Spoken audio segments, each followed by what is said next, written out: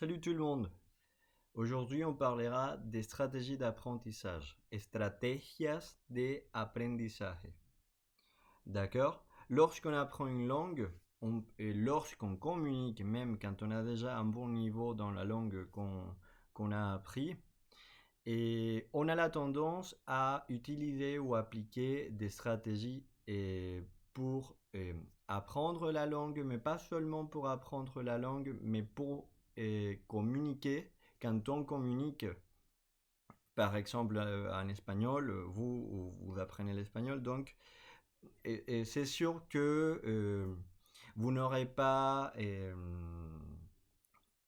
tous les vocabulaires à portée de main et vous n'aurez pas tout le vocabulaire dans votre tête.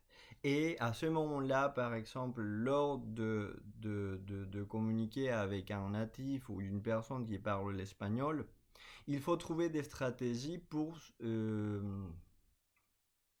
que l'autre personne, l'autre locuteur, comprenne ce qu'on veut dire. D'accord? Et c'est ce dont on va parler aujourd'hui, des stratégies d'apprentissage, mais aussi des stratégies de communication. Après, c'est quoi une stratégie?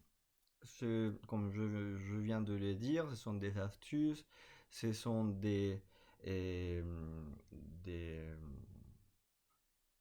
procédures ou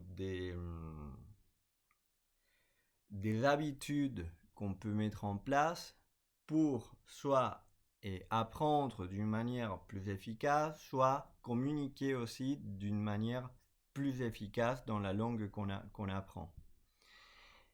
On a ici une liste de stratégies. On a les stratégies de communication, estrategias de comunicación, estrategias de comunicación. Ok. Vous pouvez dire aussi estrategias. Rappelez-vous, dans certaines régions d'Espagne, la lettre G est plus forte, donc on dit estrategias de comunicación, estrategias cognitivas, estrategias metacognitivas et estrategias socioafectivas. Maintenant, on va parler de chacune de ces stratégies, d'accord? D'abord, on a les stratégies de communication. Regardez ces phrases que j'ai notées ici à droite. La première phrase qu'on a ici, c'est ¿Por qué razón tu madre vive en este lugar? ¿Por qué razón tu madre vive en este lugar? Pour quelle raison ta mère habite dans cet endroit? Está helando. Ça gèle ou il fait trop froid. Está helando. Mi familia está conformada por 5 hermanos. Ma famille est composée par 5 frères. D'accord? Et Señor, busco pan rallado. Monsieur, je cherche de la chapelure. D'accord? Pourquoi je vous donne ces phrases? Parce que ces 4 phrases pourraient être compliquées pour une personne qui commence à apprendre l'espagnol. Déjà dire pourquoi et pour quelle raison on apprend et pour quelle raison ta mère habite dans cet endroit. Si on dit la même phrase en français d'une manière plus simple, on pourrait dire pourquoi ta mère habite ici. Ok? D'une manière plus simple, plus réduite, moins compliquée. Está helando, ça gèle. Au lieu de dire ça, on pourrait dire simplement il fait trop froid. C'est plus simple. Au lieu de dire ma famille est composée par 5 frères, ou dans ma famille, on pourrait dire d'une manière plus simple, dans ma famille il y a 5 frères, ou plus simplement j'ai 5 frères. D'accord?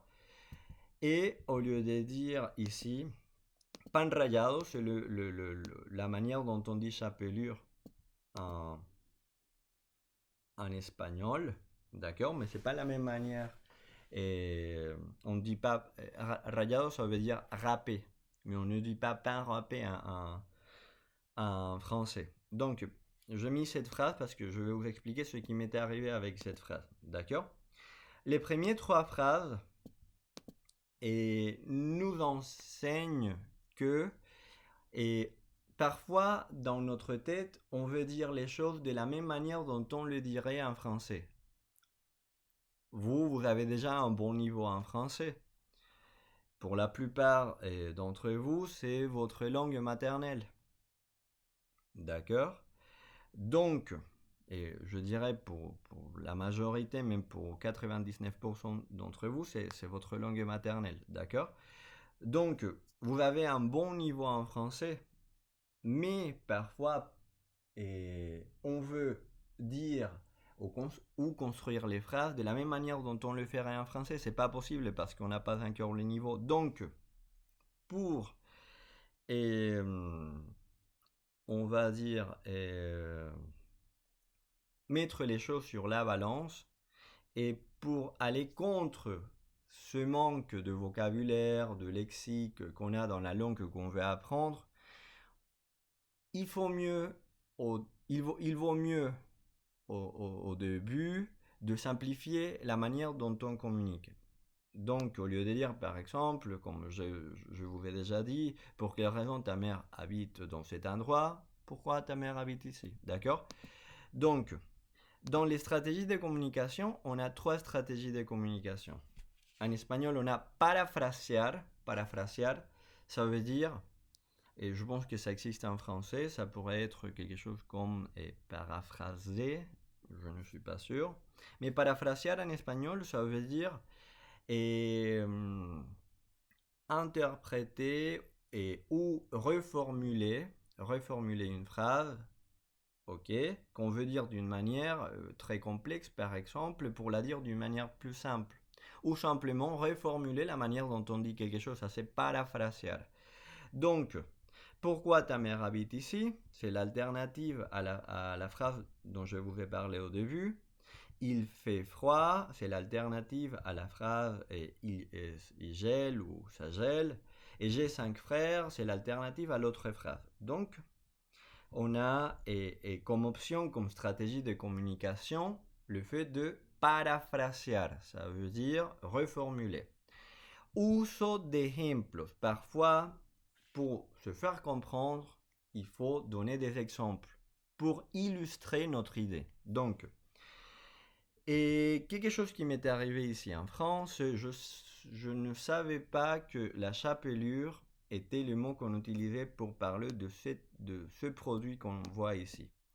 Parce qu'en espagnol, on ne dit pas chapelure, on dit pain râpé. Donc, au début, j'ai dit au monsieur que je cherchais du pain râpé, au monsieur qui travaillait dans les supermarchés, parce que je voulais acheter de la chapelure, mais je ne la trouvais pas dans les rayons. Donc, je demandais à un monsieur qui travaillait dans les supermarchés où se trouvait le pain râpé. Je veux dire pain râpé parce que je pensais qu'on le disait comme ça. J'ai vu qu'il ne comprenait pas ce que je voulais dire à ce moment-là. Donc, j'ai dû expliquer, donner un peu plus de contexte. J'ai dû dire, c'est ce qu'on met sur les poulets pour faire du poulet pané. Donc, parfois, si on a du mal à se faire comprendre, on peut utiliser même des gestes ou des exemples ou donner la définition du mot pour arriver à communiquer ce qu'on veut dire. Parce que le plus important, c'est de transmettre le message. Ça, c'est la base. D'accord? Et on a beaucoup de ressources pour pouvoir y parvenir. Donc, on a usar un término inventado que puede ser comprensible por el receptor. Usar un término inventado que puede ser comprensible por el receptor. Ça veut dire, moi je dis pain râpé, ça n'existe pas en français, je l'ai inventé. Et peut-être le monsieur ou un autre monsieur aurait pu comprendre, d'accord? Parce que j'ai inventé ce terme et pour pouvoir arriver à me faire comprendre, d'accord? Ça n'a pas marché, donc j'ai utilisé l'exemple et j'ai reformulé d'une certaine manière ce que je voulais dire. Donc, vous pouvez utiliser ces trois stratégies pour vous faire comprendre. Ce sont des stratégies de communication. Après, on a ici la définition en espagnol. Desde el punto de vista de las aplicaciones didácticas, las más importantes son las estrategias de compensación. Ok, compensation, c'est comme en français. C'est pour compenser le fait qu'on manque de vocabulaire. Muchas de ellas son comunes a los procesos de comunicación entre nativos competentes. Ça veut dire, si on dit que même ces stratégies sont communes, et même pour les natifs, on les utilise parfois, on ne connaît pas le nom d'une chose dans le domaine technique, d'accord, comme vous en français, parfois vous ne savez pas comment on dit, par exemple, la partie une partie de la voiture, vous ne savez pas comment on l'appelle. Donc il faut que vous décriviez, que vous donniez des exemples pour vous faire comprendre, d'accord.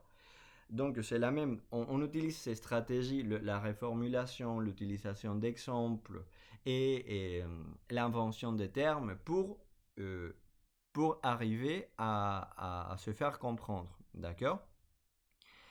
Et pedir aclaraciones al interlocutor, ¿okay? Recurrir a claves extralingüísticas, ayudarse de los datos contextuales para pedir aclaraciones al interlocutor, para asegurarse de la recta comprensión de los mensajes. Paradójicamente, estas estrategias que el aprendiente aplica espontáneamente en su propia lengua quedan bloqueadas en el uso de una L2, especialmente en el contexto de aprendizaje escolarizado. Las actuales propuestas didácticas introducen en los programas el reconocimiento de las estrategias comunicativas por parte de los aprendientes y la práctica de su aplicación. Ici, on dit de manière résumée que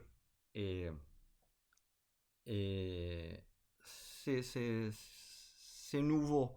Le fait d'apprendre aux élèves qui apprennent une nouvelle langue, l'utilisation de ces stratégies que même les natifs utilisent. Ok?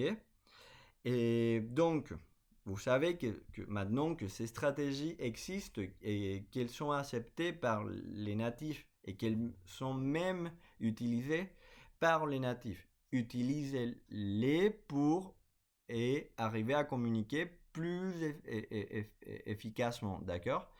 Après, on a les stratégies cognitives, d'accord? Je vais vous renvoyer ces documents, mais de manière résumée, je vous donne quelques exemples de stratégies cognitives. En espagnol, on dit estrategias cognitivas. Par exemple, ici, je dis yo me ducho. Et en français, la même phrase, pour dire cette phrase, on dirait je me douche. L'une des stratégies, c'est la première qu'on voit ici. La comparación entre una estructura de la nueva lengua y la equivalente en la lengua propia. Donc, parfois, on a des structures qui se ressemblent beaucoup dans la langue qu'on apprend et notre langue maternelle. Et un exemple de ça, c'est ça.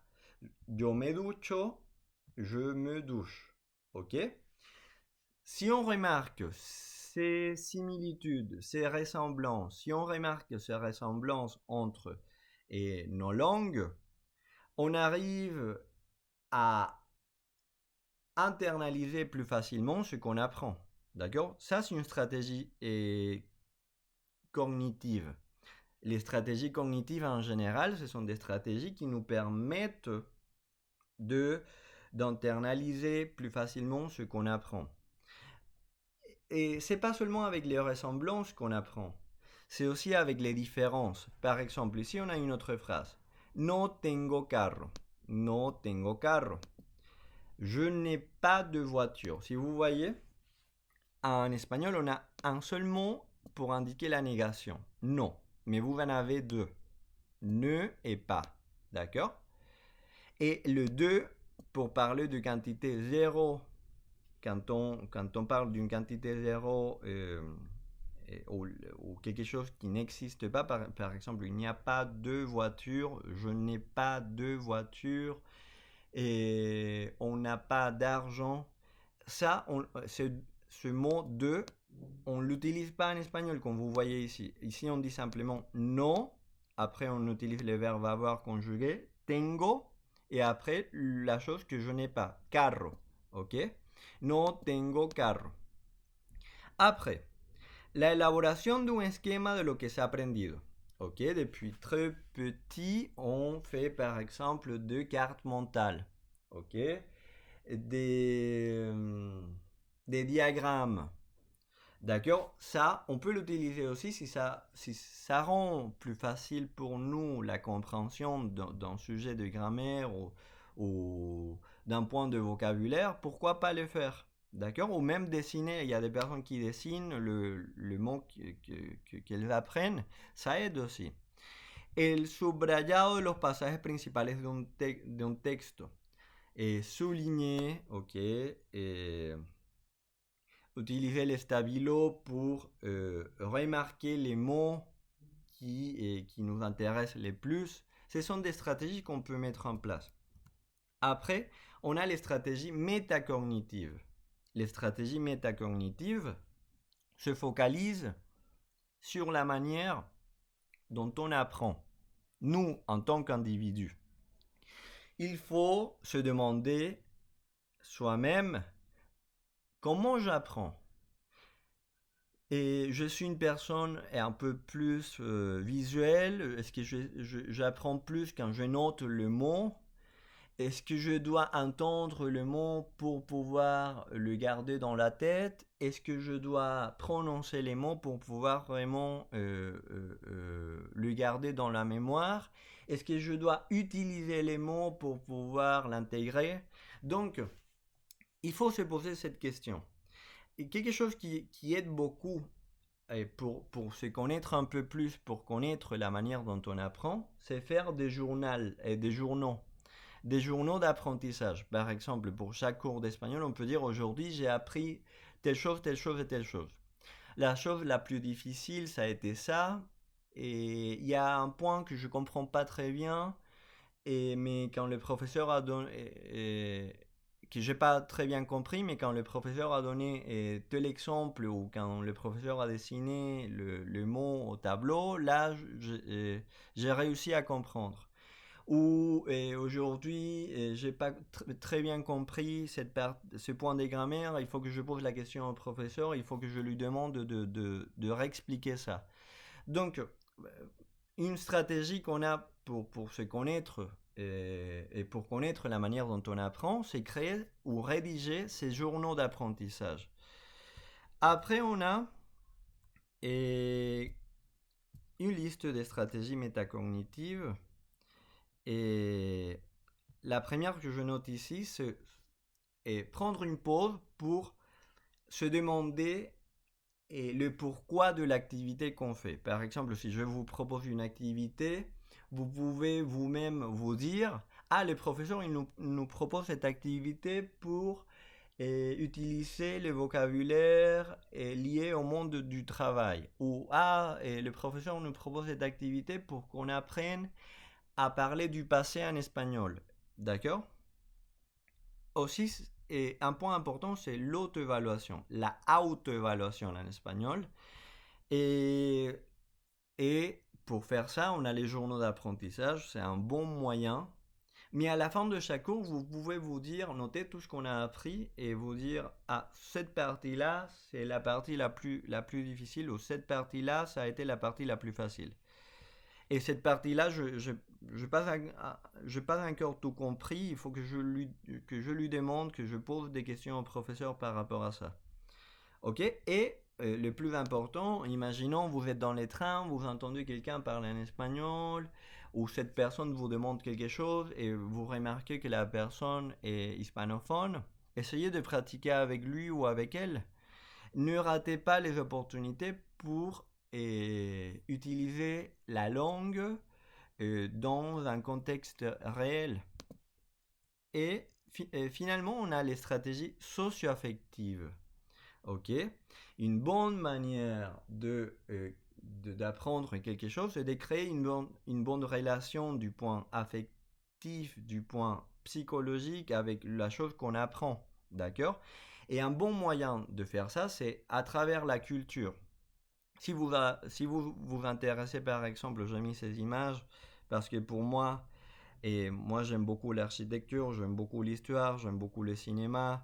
Donc c'est la manière